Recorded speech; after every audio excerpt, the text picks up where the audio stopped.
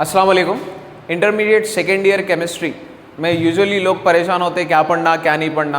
तो P block element से आपको 3 आंसर्स पढ़ लिए तो काफ़ी है, जो कि ओजोन है, हेबर्ट्स प्रोसेस है, क्लोरीन है।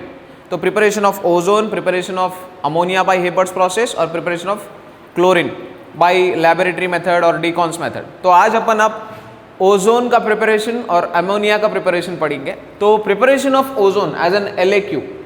तो ओजोन कैसा प्रिपेयर करते हैं आपको लेना है pure and dry oxygen. What do you mean by pure and dry oxygen? Pure तो आपको अंदाजा है, pure in the sense that should be 100% oxygen without any impurities, without any other thing in it. Dry in the sense it should not be moist, थोड़ी भी नमी नहीं रहना उसमें। इस पे आप साइलेंट इलेक्ट्रिक डिस्चार्ज करेंगे। when pure and dry oxygen is subjected to silent electric discharge, then the result you get is ozone. अगर आप प्योर और ड्राई ऑक्सीजन पे साइलेंट इलेक्ट्रिक डिस्चार्ज करेंगे तो आपको आंसर आएगा ओजोन। अब कितना ओजोन आएगा, कितना ऑक्सीजन लिए तो कितना ओजोन आएगा? अब आप 100 लीटर्स ऑक्सीजन लिए तो कंप्लीट 100 लीटर्स ओजोन में कन्वर्ट होता क्या? नहीं, 100 लीटर्स का 100 लीटर्स कन्वर्ट नहीं होता, सिर्फ 10% ओजोन में कन्वर्ट होता। जैसे कि आप 100 लीटर्स ले रहे हैं तो 10 लीटर्स ओजोन बनता और बाकी का जो प्रोडक्ट बचे हुआ रहता उसको ओजोनाइज्ड ऑक्सीजन बोलते हैं। कंप्लीट कन्वर्जन नहीं होता। तो अब यहाँ पे क्या कर रहे हैं आप? 3 मोल्स ऑफ O2 ले रहे, इस पे आप कर रहे साइलेंट इलेक्ट्रिक डिस्चार्ज। करने पर the product you are getting is 2 moles of O3. O2 stands for oxygen, O3 stands for ozone. अब ये इसके आपको मिलेंगे 2 marks with the statement. You need to go with the statement. You need to write the statement. Statement is when pure and dry oxygen is subjected to silent electric discharge, it gives ozone, and it is done in ozonizer. 10% of the given oxygen will be converted into ozone. And the product is termed as ozonized oxygen, ऐसा लिखना है और ये chemical reaction लिखना है। फिर उसके बाद ये जो ओजोन है, ये ओजोन दूसरे मेटल्स या फिर दूसरे केमिकल सब्सटेंसेस के साथ रिएक्ट हुआ तो क्या प्रोडक्ट देता? तो सबसे पहले केमिकल रिएक्शंस ऑफ ओजोन में पहला सब्सटेंस आप मर्क्यूरी लीजिए। What happens when mercury is treated, when mercury reacts with ozone? So the formula for mercury is Hg. अगर आप मर्क्यूरी जिसका फॉर्मूला है Hg उसको ओजोन के साथ ट्रीट करें तो क्या होगा? ले लीजिए आप मर्क्यूरी Hg, इसको ओजोन के साथ ट्रीट करवाइए तो the result will be Hg2O, Hg2O plus O2। तो ये इम्बैलेंस्ड इक्वेशन हो गया। तो अब आपको क्या करना है यहाँ पर, इसको बैलेंस करने के वास्ते 2 moles of Hg when treated with ozone it gives Hg2O. Hg2O is called mercurous oxide. Hg2O मतलब mercurous oxide plus oxygen. अब लिखेंगे कैसा इसको? when ozone is treated with mercury, दोनों भी कोई लिख सकते हैं आप, जैसे या फिर when mercury is treated with ozone. When ozone is treated with mercury, it gives mercurous oxide. What do it give? Mercurous oxide. अब ये जो रिएक्शन है mercurous oxide वाला, ये आपको LAQ में कंप्लीट भी पूछ सकता और VSAQ भी आता है, इसको लास्ट में समझा दूंगा। सेकेंड वाला सिल्वर, सिल्वर का फॉर्मूला है Ag. What happens when ozone is treated with silver? When ozone is treated with silver, 2Ag plus O3 gives Ag2O. देखिए थोड़ी सिमिलैरिटी है इन दोनों। H की जगह आप A ले लेंगे, खाली रिएक्शन याद रहने के लिए H की जगह A ले लेंगे तो ये रिएक्शन दोनों सेम हो गए। आप यहाँ पर मर्क्यूरस ऑक्साइड और ये सिल्वर ऑक्साइड। अब आप लिखेंगे क्या स्टेटमेंट्स? जैसा मर्क्यूरी के लिए लिखे थे, when mercury is treated with ozone it gives mercurous oxide. Similarly, when silver is treated with ozone it gives silver oxide. ये 2 easy reactions है। अब इसके बाद what happens when ozone is treated with black lead sulfide? black lead sulfide black lead sulphide, तो lead sulphide का formula है PbS, वो black colour में है। When ozone is treated with black lead sulphide, PbS के साथ मैं अगर ओजोन को ट्रीट करूंगा, PbS के साथ मैं अगर ओजोन को ट्रीट करूंगा तो मेरे को मिलेगा PbSO4, you call it lead sulphate. When black lead sulphide PbS को ओजोन के साथ ट्रीट करवा रहे तो इनो गोरे हो जा रहे। अब ये ओजोन इनके लिए फेयर एंड लवली हो गया, इनो काले थे पहले, ओजोन लगते ही गोरे हो गए। तो ये जो गोरे हैं इनको व्हाइट लेड सल्फेट बोलेंगे। Black lead sulphide when treated with ozone gives white lead sulphate. अब फिर what happens when it is treated with C2H2? C2H2 stands for C2H4.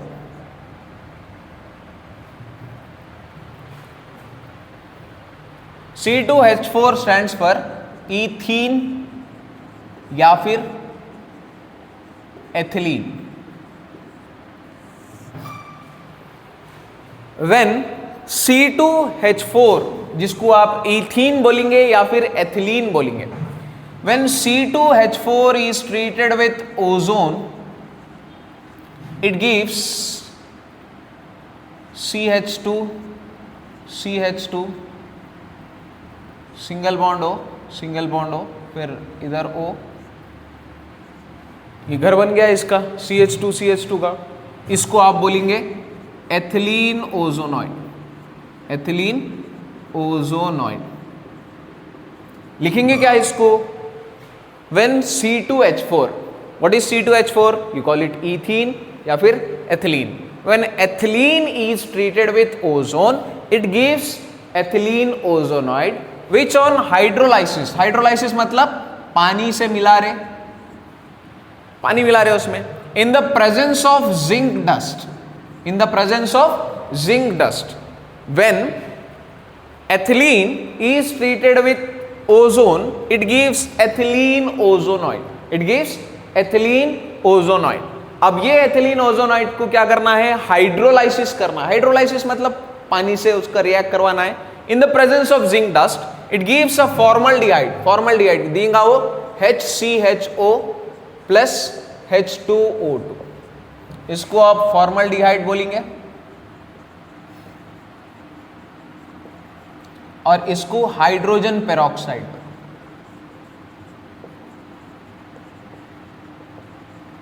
अच्छे से देखिए ये रिएक्शन में शायद आपको प्रॉब्लम हो।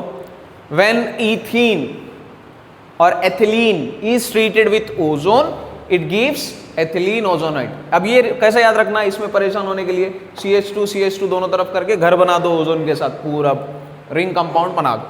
फिर on hydrolysis with this, like which on hydrolysis in the presence of zinc dust gives formaldehyde और हाइड्रोजन पेरोक्साइड।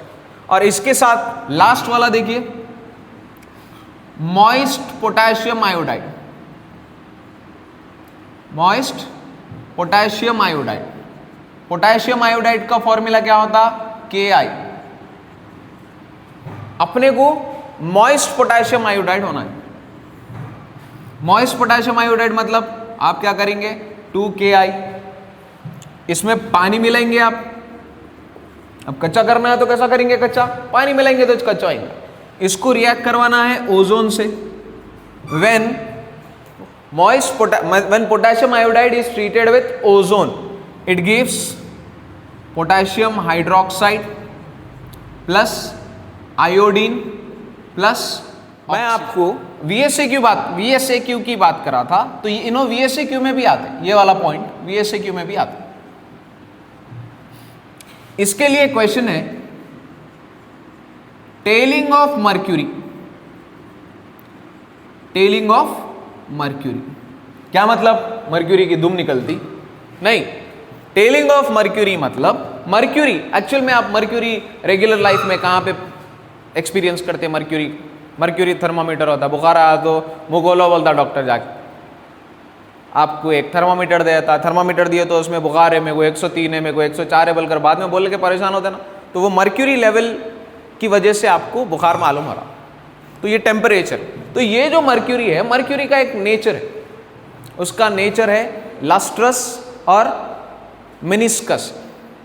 लस्ट्रस मतलब मर्क्यूरी चमकती, मिनिस्कस नहीं चिपकती उन्हें वॉल्स। आप गौर करे होंगे, अब ये थर्मामीटर कंसिडर करें तो अब 104, ये ब्लैक वाले पॉइंट तक 104 है समझो, ऐसा ऊपर तक जाते फिर वापस आ जाते, कहीं पे भी चिपकते क्या? नहीं, हमारे खाला का घर है, हम थोड़ी देर रुक के आते वहाँ पर बोल के बोलते क्या? नहीं, सीधा ऊपर जाते, फिर जैसा आप उसको पानी में डाले उन्होंने, या फिर जैसा टेम्परेचर डाउन हो गया उन्हें नीचे आ जाता।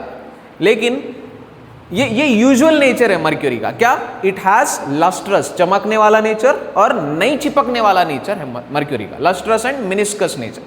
तो आप जब मर्क्यूरी को ओजोन के साथ मिलाएंगे तो उन्हें मर्क्यूरस ऑक्साइड बनकर वो अपनी प्रॉपर्टी खो देता। कौन सी प्रॉपर्टी? लस्ट्रस प्रॉपर्टी और मिनिस्कस, चमक चले जाती और चिपकना स्टार्ट करता। इसको बोलते टेलिंग ऑफ मर्क्यूरी। कहां चिपकना स्टार्ट करता? To the walls of the container, जो कंटेनर में है उन्हें, थर्मामीटर में है तो थर्मामीटर के वॉल्स को चिपक जाना स्टार्ट करता। अब ये टेलिंग ऑफ मर्क्यूरी हटाने के वास्ते आपको थर्मामीटर को या तो शेक करना पड़ता या फिर गर्म पानी में डालना पड़ता। तो ये तो पूरा आपका LAQ है। ये LAQ के अलावा आपको यही कॉन्सेप्ट में VSAQ भी है, टेलिंग ऑफ मर्क्यूरी वाला। ठीक है, ये रहा आपका एलिमेंट का आपका दूसरा LAQ है, preparation of ammonia by Haber's process. तो आप फर्स्ट ईयर में भी पढ़े हुए हैं Le Chatelier's principle. Le Chatelier's principle है at low temperature and high pressure. At low temperature and high pressure आप क्या करते, यहां पर ली चैटेलियर्स प्रिंसिपल क्या है? एक केमिकल इक्विलिब्रियम पे रिएक्शन है, तो उसमें आप चेंजेस लाएंगे तो it will be changing it's equilibrium position, वो ली चैटेलियर्स प्रिंसिपल है। बट यहां पर हेबर्ट्स प्रोसेस में आप ली चैटेलियर्स प्रिंसिपल यूज करके अमोनिया बना रहे। तो अमोनिया बनाने के लिए N2 1 मोल ऑफ नाइट्रोजन और 3 moles of 1 mole of nitrogen 3 moles of hydrogen ले रहे, तो you will get 2 moles of ammonia. This is a reversible reaction, ये रिवर्सिबल रिएक्शन। तो when you are taking 1 mole of nitrogen and 3 moles of hydrogen, you are getting ammonia. तो अब ये कैसा बनता आपको क्या करना है? 1:3 रेशियो में। कितने रेशियो में? 1:3 रेशियो में आपको 725 केल्विन से लेकर 775 केल्विन तक इसको हीट करना है। किसको? नाइट्रोजन को और हाइड्रोजन को हीट करके इधर से इनको पास करना है, इनलेट से, ये नाइट्रोजन और हाइड्रोजन इनो जा रहे एक कंप्रेसर में। कंप्रेसर क्या करता? अब नाइट्रोजन और हाइड्रोजन दोनों अलग अलग बाजू से चल रहे, तो कंप्रेसर क्या करता? उन दोनों को मिला देकर ऐसा मिक्स करवा देता। तो ये कंप्रेसर में कितना प्रेशर है? 200 एटमॉस्फेयर या फिर 20 मेगापास्कल। क्या करें आप? First, nitrogen and hydrogen are taken in a ratio 1:3 and are heated at a temperature 725 to 775 kelvins. Then they are made to pass into a compressor at a pressure 200 atmosphere or 20 megapascal. Therein they get compressed. From there they are let into catalytic chamber. अब catalyst कौन है? Iron oxide catalyst है। खाली iron oxide रहता क्या? नहीं, iron oxide mixed with aluminium oxide and potassium oxide. अभी aluminium oxide potassium oxide का मसला ऐसा है, एक्चुअल में कैटलिस्ट आयरन कुछ मानते हैं, आयरन ऑक्साइड को। अब आयरन ऑक्साइड का मसला कैसा है? फॉर एग्जाम्पल आपके घर में जाके सौदा लेके आओ जाओ बोले, तो आपके दो दोस्ता रहते, आप गाड़ी लेते, अपने घर से सौदे की थैली लेते, पैसे लेते, बाहर गए, दो दोस्तों को फोन कर लेते, चलो जरा बाहर जाके आएंगे बोलकर। तो ये वो दो दोस्ता हैं। मेन काम किसका है? आयरन ऑक्साइड का। आयरन ऑक्साइड वो सौदा लाने वाला है, ये दो दोस्ता वो सौदे में से कुछ तो भी पैसे बचे तो साथ में खाने के वास्ते।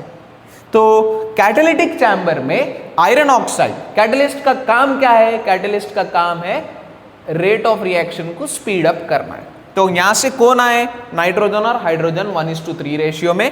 कंप्रेसर में कंप्रेस होकर कैटालिटिक चैम्बर में आए, जहां पर iron oxide mixed with aluminium oxide और पोटेशियम ऑक्साइड उनका रेट ऑफ रिएक्शन बढ़ाया, तो उसमें से जो रिजल्ट निकला वो था नाइट्रोजन, हाइड्रोजन और अमोनिया। मतलब 10 to 20% अमोनिया बना, यहां पे कंप्लीट नहीं बना, बाकी 80% नाइट्रोजन और हाइड्रोजन वैसे अमोनिया बने बगैर रह गए। तो यहां पर अमोनिया लिक्विड फॉर्म में है, अमोनिया इधर रह गया, हम अभी जाके आते बोलकर नाइट्रोजन हाइड्रोजन निकल गए इधर से, निकल के पंप के हाथ को लगे।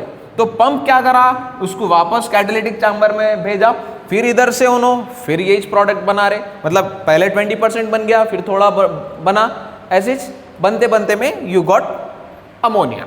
सो यहां पर ऑप्टिमम कंडीशंस है इनके, ऑप्टिमम कंडीशंस है, टेम्परेचर जो है 725 से 775 केल्विन्स, प्रेशर है 200 एटमॉस्फेयर, और कैटलिस्ट इनका है आयरन ऑक्साइड, खाली आयरन भी ले सकते आप, और प्रमोटर जो है मॉलिब्डिनम है, MO। अब ये प्रमोटर का काम क्या है भाई, प्रमोटर जो है कैटलिस्ट का परफॉर्मेंस बढ़ाता। कैटलिस्ट क्या करता, रेट ऑफ रिएक्शन बढ़ाता, प्रमोटर कैटलिस्ट अच्छा परफॉर्म करना बोलकर प्रमोटर यूज करता। अब ये हो गया प्रिपरेशन ऑफ अमोनिया। अब अमोनिया तो प्रिपेयर हो गया, आपको अमोनिया के केमिकल रिएक्शंस, अमोनिया किसके साथ रिएक्ट हुआ तो कैसा रिएक्ट होता और रिजल्ट क्या देता, केमिकल रिएक्शंस। तो फर्स्ट में what happens when ammonia is treated with copper sulphate. Copper sulphate का फॉर्मूला है CuSO4। अगर अमोनिया कॉपर सल्फेट के साथ रिएक्ट हुआ, यूजुअली आपको ये रिएक्शंस याद रखने में प्रॉब्लम हो जाती है। कॉपर सल्फेट का फॉर्मूला है CuSO4, अमोनिया का फॉर्मूला है NH3। तो आप क्या करिए, ये ये SO4 को दूर दूर बिठा दीजिए और NH3 अमोनिया को बीच में ला दीजिए। कितने अमोनिया यहां पर, 4। तो इसको अच्छे से देखिए, when ammonia is treated with copper sulphate it gives tetra amine.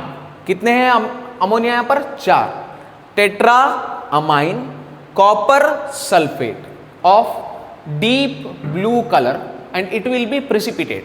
तो it is a deep blue colour precipitate जिसका नाम है टेट्रा अमाइन कॉपर सल्फेट, या फिर और एक भी नाम दे सकते हैं उसको, टेट्रा अमाइन कॉपर सल्फेट। एक और नाम है इसका क्यूप्रा अमोनियम सल्फेट। अब आपको जो बेहतर दिखता वो याद रखिए, क्यूप्रा अमोनियम सल्फेट। क्या लिखे आप, when ammonia is treated with copper sulfate it gives a deep blue color precipitate of cupra ammonium sulfate या फिर टेट्रा अमाइन कॉपर सल्फेट। ये हो गया फर्स्ट रिएक्शन। सेकंड, अगर अमोनिया सिल्वर क्लोराइड के साथ रिएक्ट हुआ तो क्या देता, सिल्वर क्लोराइड के साथ अमोनिया 2 मोल्स रिएक्ट करवाइए आप। तो फिर से क्या करिए, इनको दूर दूर बिठाइए, Ag अलग Cl अलग, और बीच में अमोनिया को बिठा दीजिए, NH3 टेकन 2 टाइम्स। तो it is a colourless precipitate. क्या बोले आप यहां पर, when silver chloride is treated with ammonia it gives a colourless precipitate of, कितने अमाइन है, 2 है। तो इसको मैं लिखूंगा diamine silver chloride, diamine silver chloride. अच्छे से देखिए, कॉपर सल्फेट के साथ रिएक्ट हुआ तो डीप ब्लू प्रेसिपिटेट मिला, सिल्वर क्लोराइड के साथ कलरलेस प्रेसिपिटेट, यहां पर टेट्रा अमाइन कॉपर सल्फेट, यहां पर diamine silver chloride. Last वाला जो है, अगर अमोनिया जिंक सल्फेट के साथ रिएक्ट हुआ तो कैसा रिएक्ट। अब जिंक सल्फेट के साथ अमोनिया डायरेक्ट रिएक्ट नहीं कर रहे आप, जिंक सल्फेट के साथ अमोनिया रिएक्ट नहीं हो रहा, तो आप क्या कर रहे हैं, अमोनिया को पानी में मिलाकर अमोनियम हाइड्रोक्साइड बना रहे हो उसका। क्यों, इन दोनों की बातचीत नहीं चलती। अब इन्हों भेस बदल के आ रहे, वो सलमान खान आते ना, एक यहाँ पर एक मोल लगा लेके तिल लगा लेके आते, नहीं पहचानते बोले जैसा, वैसा हाल है इनका। इनका अब यहाँ पर क्या है, जिंक सल्फेट अमोनियम हाइड्रोक्साइड के साथ रिएक्ट करवा रहे, लेकिन लिख रहे क्या आप, when ammonia is treated with, पानी मिला रहे, सिर्फ पानी मिला तो जिंक अमोनियम हाइड्रोक्साइड बन जा रहा, और ये अमोनियम हाइड्रोक्साइड जिंक सल्फेट के साथ रिएक्ट करे तो it gives a white precipitate of zinc hydroxide, white precipitate of zinc hydroxide और ammonium sulphate NH42SO4, this is ammonium sulphate.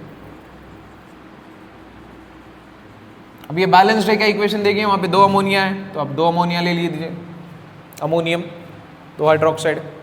तो यहां पर when zinc sulphate is treated with ammonium hydroxide it gives a white precipitate of zinc hydroxide. This is what you need to mention, this is important. यहां पर deep blue precipitate है, यहां पर colourless है, यहां पर white precipitate. These are the 2 answers that are important for IP.